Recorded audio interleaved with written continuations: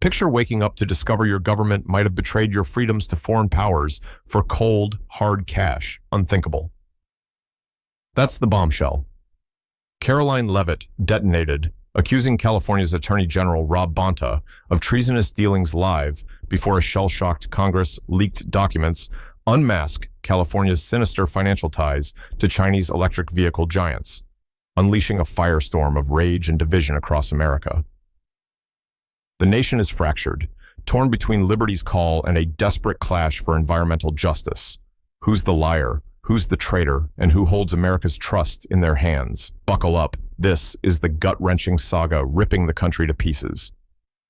A pivotal day, Capitol Hill, 10:30 a.m. Karoline Leavitt leaned sharply into her microphone. Her voice young, assertive, and charged with righteous indignation cut through the crowded congressional hearing like a razor. "Let's get one thing straight," Karoline snapped, eyes flashing directly towards the opposite end of the table. "California doesn't get to teach America how to breathe, and Rob Bonta certainly doesn't get to dictate what's right for the entire country." The chamber erupted in noise, a mixture of applause and furious shouting. Cameras flashed incessantly. Karoline remained unflinching, her blonde hair pulled tightly back, emphasizing the fierce intensity in her gaze. On the opposite side, California's Attorney General, Rob Bonta, adjusted his tie, visibly irritated but determined to maintain composure. He leaned forward, his voice steady but edged with unmistakable disdain. "With all due respect, Representative Leavitt, perhaps if your constituents had spent even one afternoon breathing the polluted air in Los Angeles or Fresno, you'd rethink your positions. This isn't about politics. It's about survival." Another wave of murmurs washed through the room. Reporters feverishly scribbled notes, sensing a seismic clash between two rising political stars, one red, one blue, each embodying the core of their party's beliefs. Karoline didn't miss a beat. She turned her head slightly, locking eyes with a CNN camera positioned at the back, strategically aware of every angle and frame. "Survival," she scoffed. "The only thing California's surviving is its own arrogance. This isn't just a waiver. This is a Trojan horse, built by progressives like Rob Bonta, designed to hijack American freedom under the guise of climate policy." "Excusez-moi." Bonta's jaw tightened, his hand gripping the edge of the polished wooden table. He measured his response carefully, fully aware that each word was being dissected live across America. "Representative," he said slowly, deliberately, "if safeguarding clean air for our kids and grandkids is arrogant, then I'll wear that arrogance with pride. California's policies have always led the nation toward progress, but if you insist on dragging America backwards, I'll fight you every step of the way." The exchange escalated rapidly, each sentence fired like ammunition. Karoline leaned in further, the energy in her voice electrifying the hearing room. "No one's buying your act. Attorney General, you claim morality, but your policies are nothing more than control tactics. Your party demands Americans switch to overpriced electric cars while quietly cashing checks from foreign interests. Isn't that right, Mr. Bonta?" This accusation changed the room's tone instantly. A wave of gasps echoed through the hall. Eyes snapped to Bonta, whose face reddened with barely restrained anger. He cleared his throat sharply, his voice now noticeably hardened. "That's an outrageous and baseless claim. You know it. And everyone in this room knows it." Karoline smiled slightly, triumphant and unforgiving. "Oh, do we?" she challenged. "Maybe you'd like to explain why CARB accepted funds directly linked to Chinese electric vehicle companies." A tense silence descended.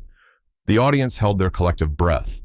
Bonta's eyes widened slightly, his usual composed demeanor fracturing visibly under the harsh spotlight. The moderator quickly intervened, sensing the chaos looming. "Representative Leavitt, please remain within today's agenda." Karoline cut him off, eyes still fixed intently on Bonta, relishing the moment. "This is today's agenda," she retorted sharply. "Who owns America's air? Robus, or your overseas friends?" Bonta rose abruptly, his chair scraping harshly against the marble floor. "Enough!" His voice thundered through the microphone, raw and angry. "I will not sit here and be falsely accused.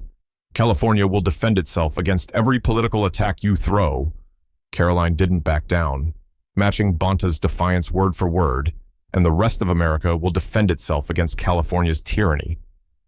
The hearing room exploded into chaos once more, amidst shouting, camera flashes, and furious exchanges.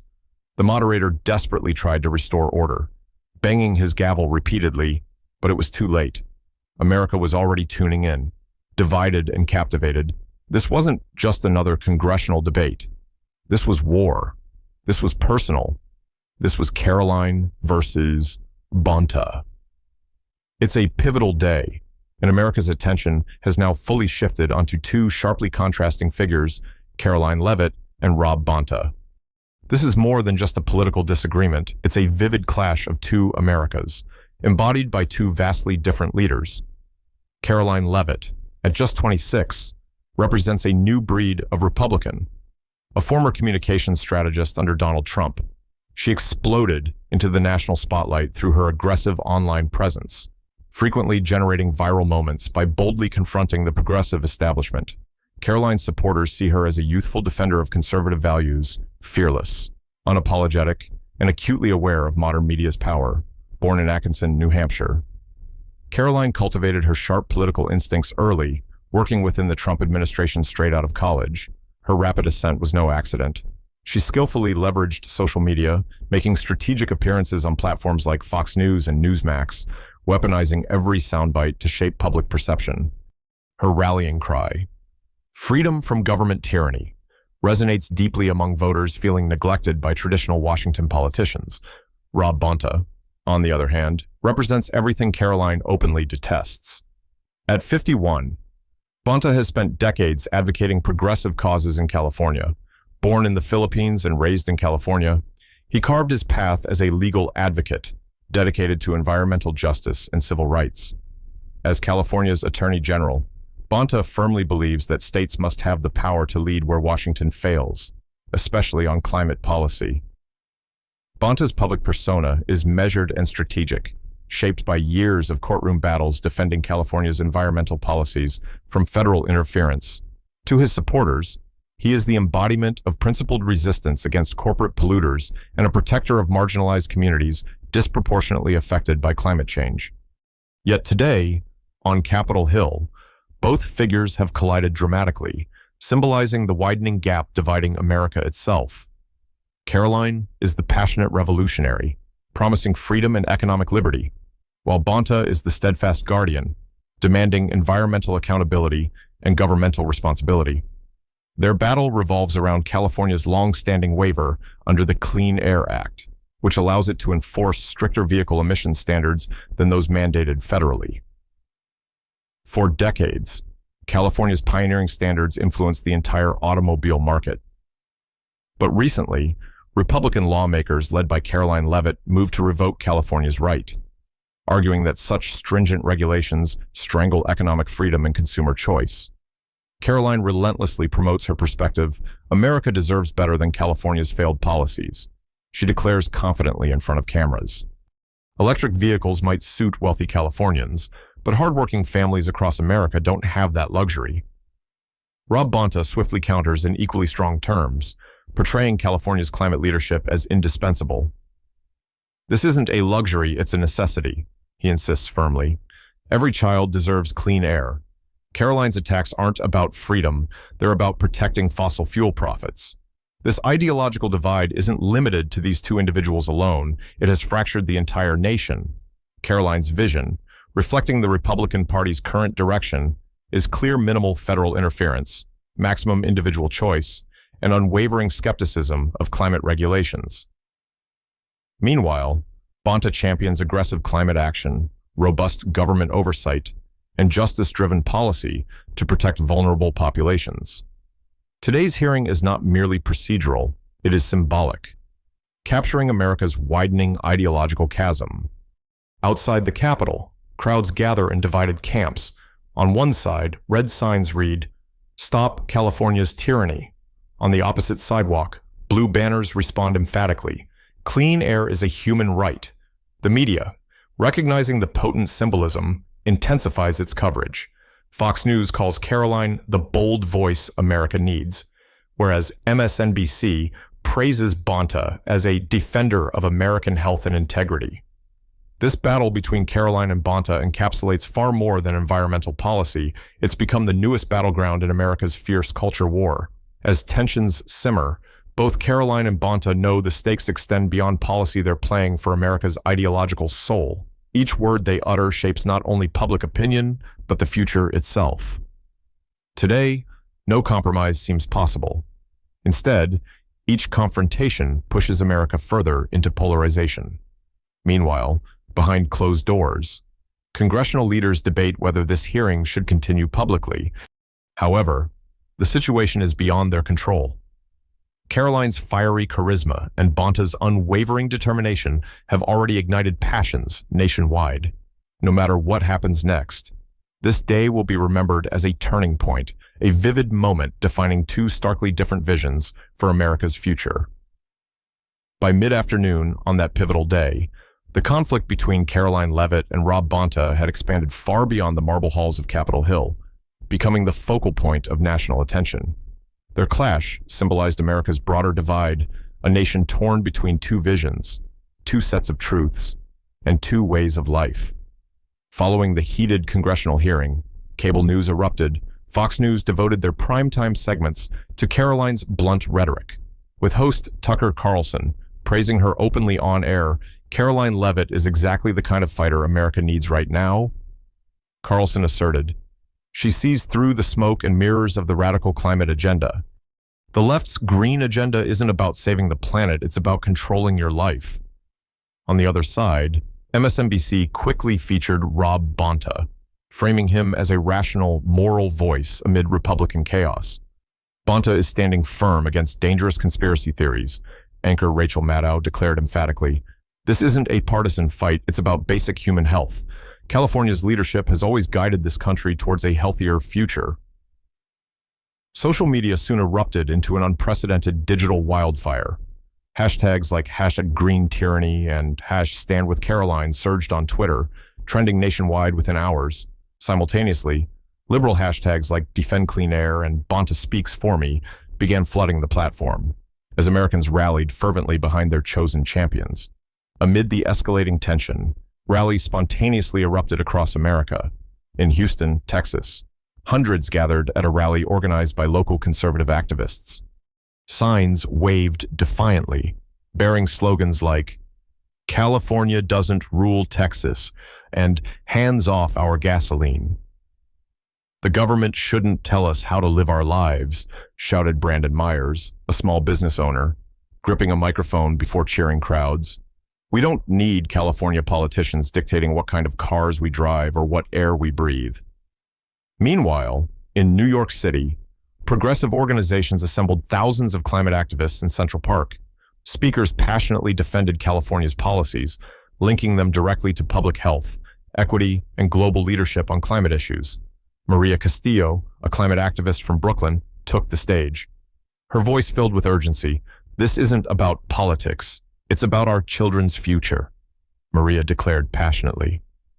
Karoline Leavitt wants to roll back decades of progress because she thinks clean air is optional. It isn't. It's our right. So back in Washington, Karoline carefully watched news footage from both rallies. Seeing the divide deepen exactly as she'd anticipated, she smiled slightly, satisfied that her provocative strategy had ignited a much-needed national conversation. Late in the afternoon, Karoline appeared live from the steps of the Capitol, addressing reporters gathered beneath an array of microphones and cameras. She spoke slowly, her words sharp and deliberate, carefully tailored to resonate directly with her base, what we saw today. She began calmly, her voice clear and commanding. Was the Democratic Party's true agenda unmasked?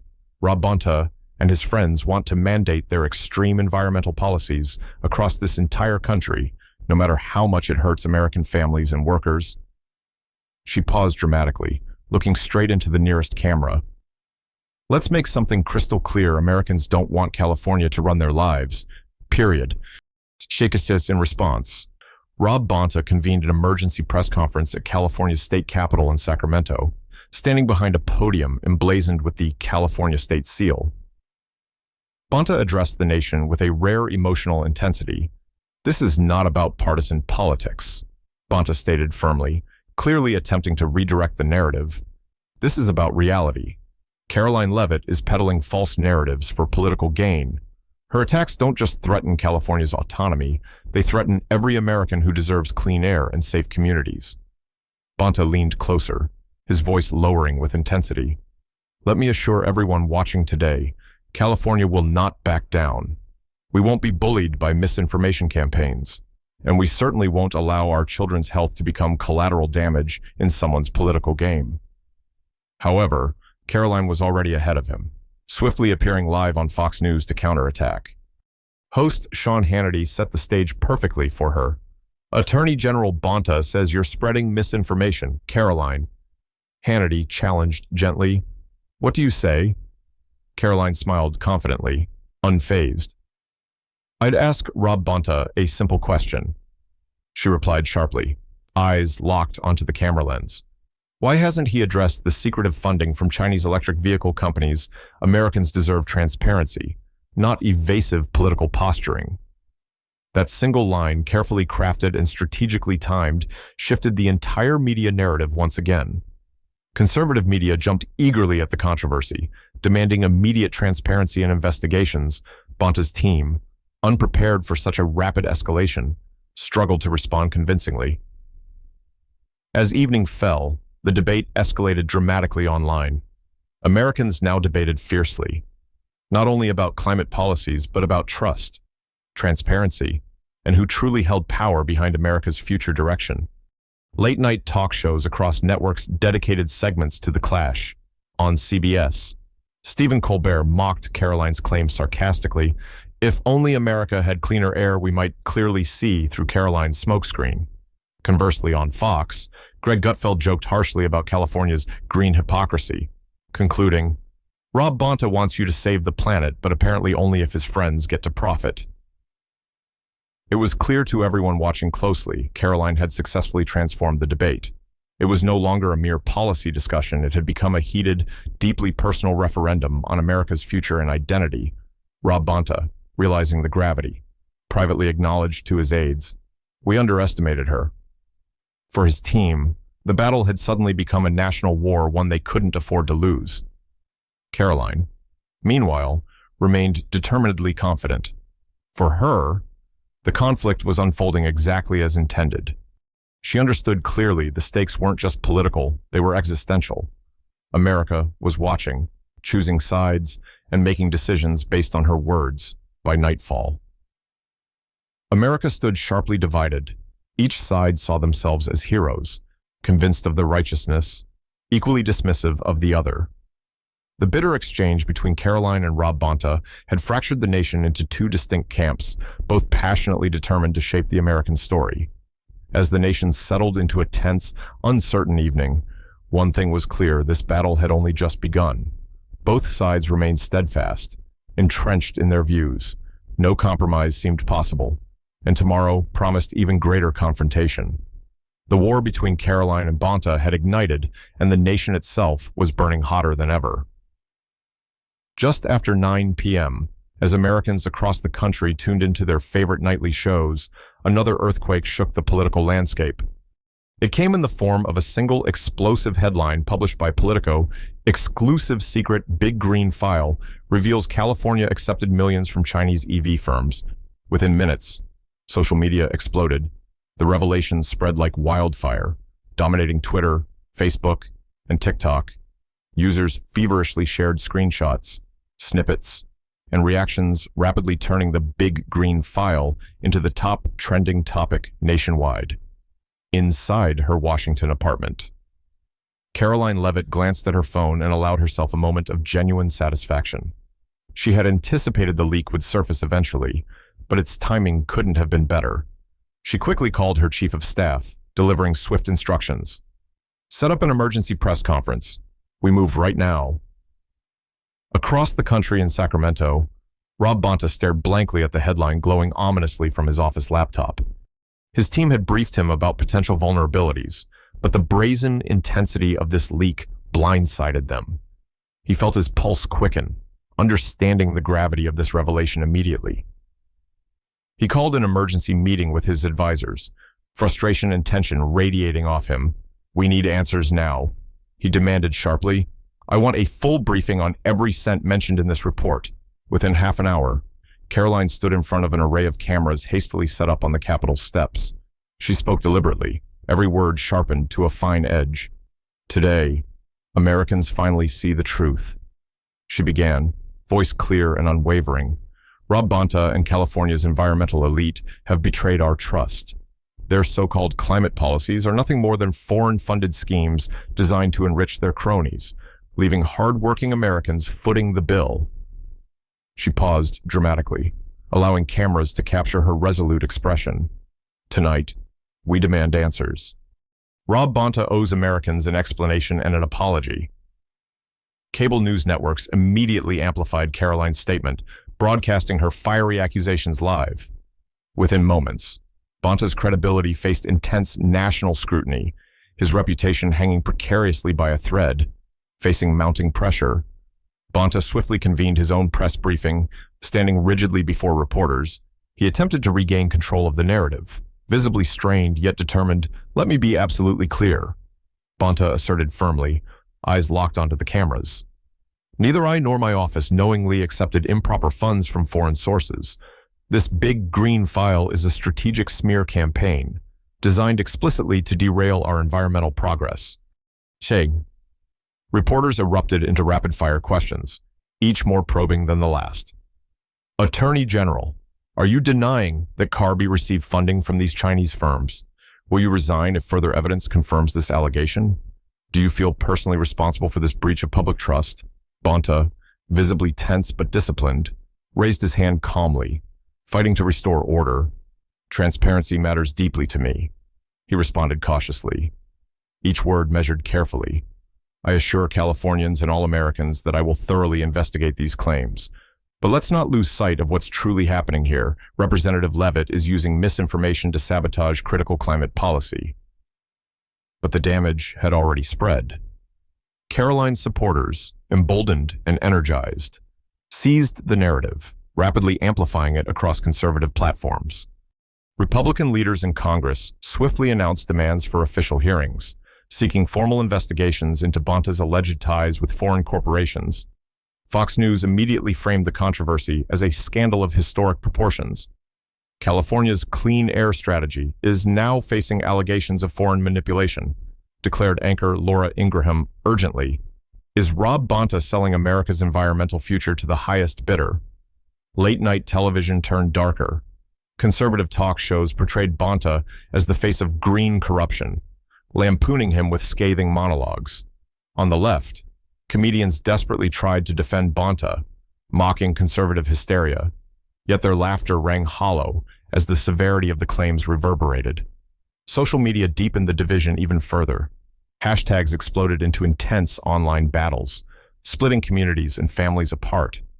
Bonta Betrayed trended wildly, competing bitterly against progressive hashtags like #HadBontaFightsBack. In Sacramento, Rob Bonta paced his office anxiously, frustration boiling over. "This isn't a political crisis, it's character assassination," he vented angrily at his staff. "How did we let this happen?" Across town, his aides scrambled to find answers, desperate to quell the firestorm, but the deeper they dug, the murkier the situation became. The documents referenced legitimate financial ties, though indirectly linked and legally permitted, creating complexities difficult to explain publicly. Meanwhile, Karoline pressed her advantage ruthlessly. She circulated clips of Bonta's defensive statements across social media, captioned provocatively, "Rob Bonta can't hide from the truth." Throughout the night, tensions spiraled across America. Protests flared again this time, larger and more passionate. Conservative rallies accused California of betraying American interests. Liberals defended Bonta vigorously, asserting the leak was a deliberate Republican attack to dismantle climate progress. In a crowded Houston rally, protesters burned effigies labeled "California corruption," chanting furiously, "No more lies, no more lies." In response, thousands marched in Los Angeles, chanting defiantly, "Bonta fights for us, truth will win." By midnight, America was not just polarized, it had fractured deeply, divided by distrust and anger. Back at her apartment, Karoline watched silently, satisfied. The chaos was unsettling, but necessary. She firmly believed the exposure would force accountability and transparency, no matter the initial pain. Bonta sat quietly, exhausted and overwhelmed. The night felt endless. He understood clearly whether or not he could fully refute these allegations. His leadership and California's credibility now teetered dangerously. The political war had become intensely personal. Neither Bonta nor Karoline would yield ground easily. Both understood clearly their political futures, and the nation's direction depended on how America viewed this unfolding controversy. As Americans went to bed uneasy, tensions simmered dangerously. The battle had evolved into something more significant, an existential clash defining America's identity. Tomorrow would bring new confrontations. But tonight, America wrestled with a troubling, fundamental question: who could they trust? The morning of the following day dawned under a haze of national anxiety. Overnight, the controversy surrounding Karoline Leavitt and Rob Bonta had reached unprecedented heights. Media trucks crowded outside Capitol Hill, and crowds gathered, eager to witness the latest chapter in this intense ideological battle. Inside the congressional hearing room, the tension was thick enough to feel. The room overflowed with journalists, staffers, and lawmakers from both sides. As the clock struck 10 a.m., all eyes fixed upon the two figures at the epicenter: Karoline Leavitt, calmly composed, and Rob Bonta, visibly tense but determined. Karoline opened first, her voice clear, precise, and cutting directly to the heart of the matter. "Attorney General Bonta," she began evenly. "Last night, America learned the disturbing truth that your office accepted financial support linked directly to foreign EV interests. How can Americans possibly trust you now?" Bonta took a deep breath, responding forcefully. "Representative Leavitt, let's be honest here. This isn't about transparency, it's about political sabotage. You're deliberately misleading Americans with half-truths and distortions." Karoline raised her eyebrows sharply, leaning forward into the microphone. "Are you accusing me of lying, Attorney General? I'm accusing you of weaponizing misinformation?" Bonta shot back immediately, his voice stern. "You're playing dangerous games with America's future." "Sir," Karoline responded swiftly, her words crisp and precise. "The only dangerous game here is yours, Attorney General. You've prioritized your environmental agenda above American sovereignty and economic freedom. Who exactly are you working for California's families or foreign investors?" A collective gasp rippled through the room, the audience captivated by the escalating confrontation. "Representative." Bonta spoke firmly, his voice heavy with indignation. "You can twist facts however you want, but Californians and Americans deserve the truth. Your party's fixation on destroying environmental progress is exactly why we're facing these catastrophic health crises nationwide." Karoline refused to back down, her gaze locked steadily onto Bonta. "No, Attorney General, your environmental policies are built on deception. You tell working-class Americans to buy expensive electric vehicles they can't afford, funded by shady foreign interests you conveniently ignore. This isn't progress, it's elitism." Bonta's eyes flashed sharply. "Elitism? Ask the millions of Californians who breathe polluted air daily if fighting for cleaner air is elitist. Your obsession with fossil fuels benefits billionaires, not working families." Karoline leaned closer, lowering her voice purposefully. "Is that your justification for taking Chinese money? Attorney General claiming it's for working families." Bonta exploded, his voice booming through the room. "That's enough. These allegations are utterly false and deliberately inflammatory. I will not be accused by someone whose entire career is based on spreading fear and lies." "Fear and lies," Karoline echoed fiercely, eyes blazing with intensity. "You mean like your false promises of environmental utopia while secretly lining California's pockets with foreign money?" The chamber burst into disorder. Reporters scrambled to capture every second, cameras flashing furiously. The committee chairman pounded his gavel repeatedly, struggling to restore order. "Representative Leavitt, Attorney General Bonta, please." The chairman called desperately. "Let's maintain decorum." Ignoring him, Karoline turned to address the cameras directly. This isn't just a Californian problem, it's an American crisis. It's about whether we surrender our economy and our freedoms to a radical climate agenda driven by foreign dollars. Bonta stood abruptly, his expression fierce and unyielding. "You've gone too far," he thundered. "This reckless accusation endangers everything we've built. California won't tolerate these lies." Karoline smirked slightly, almost defiantly. "You can't silence the truth, Attorney General. Not today, not ever." The room dissolved into pandemonium, the shouting and accusations drowning out all attempts at restoring order. Both Karoline and Bonta stood their ground, each fiercely protective of their positions. Suddenly, a voice boomed from the chairman's microphone, finally asserting control. "This hearing is adjourned immediately. Members will reconvene once civility can be restored." Reporters surged forward, desperate to catch additional statements. Bonta quickly exited, his team shielding him from aggressive questioning. Outside, he gathered reporters around him, visibly agitated yet determined. "Let me be clear once more. These accusations are false, politically motivated, and intended to distract America from real environmental threats." But Karoline wasn't far behind. She addressed the media gathered outside the Capitol, eyes alight with conviction. "Bonta says this is a distraction, but Americans see through his lies. The only distraction here is his refusal to explain why California took money from foreign interests." Across America, television screens replayed these fiery exchanges. Pundits debated furiously, dissecting every word, gesture, and expression from both sides. Public opinion fractured further, deepening America's ideological divide. On conservative platforms, Karoline was hailed as a hero, a fearless fighter unmasking green corruption. Meanwhile, progressive networks portrayed Bonta as a victim of ruthless political warfare, courageously defending truth and justice. Social media intensified even more hashtags and memes exploding with bitterness, sarcasm, and sharp wit. Americans, absorbed in their screens, battled fiercely in comment sections, passionately defending their chosen heroes. The spectacle was electrifying yet deeply troubling. America's political landscape had become an emotional minefield, triggered by every tweet, soundbite, and accusation. Late that afternoon, Karoline stood before the cameras once more, issuing a powerful challenge. Attorney General Bonta owes America a public explanation under oath. If he's truly innocent, he has nothing to hide. Question.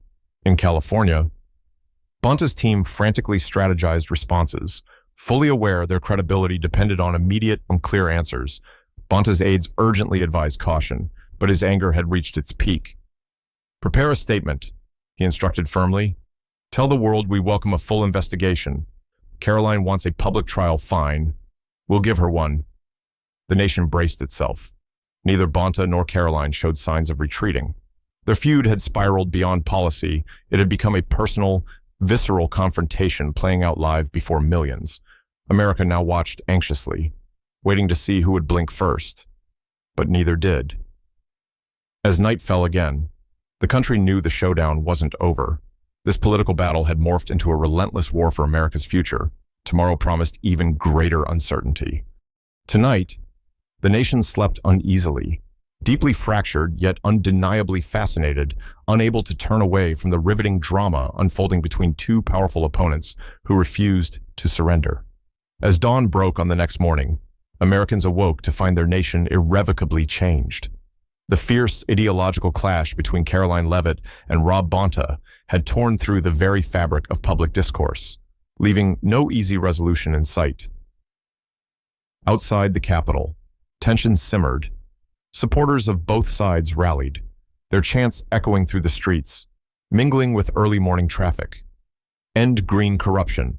Stand with Bonta. Freedom, not control. Television news crews broadcast the divided scene nationwide.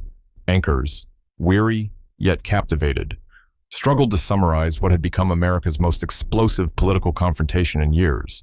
Inside her office, Karoline Leavitt sat quietly, eyes scanning endless streams of messages flooding her phone praise, threats, pleas, and condemnation. She knew precisely what she had unleashed, yet felt resolute. Her chief of staff cautiously interrupted, "What's our next move, Karoline?"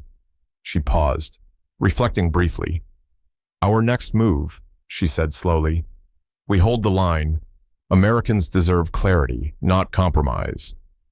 Across the country, Rob Bonta also wrestled with the profound consequences of the last few days. His reputation damaged, his political future uncertain, yet he felt no regret for his positions. His advisor spoke gently, sensing the heavy burden upon him. Rob, maybe we should consider a compromise statement an olive branch. Bonta shook his head firmly, eyes fixed with conviction. No, this isn't about me anymore. This is about what we stand for: clean air, accountability, and justice. We cannot yield.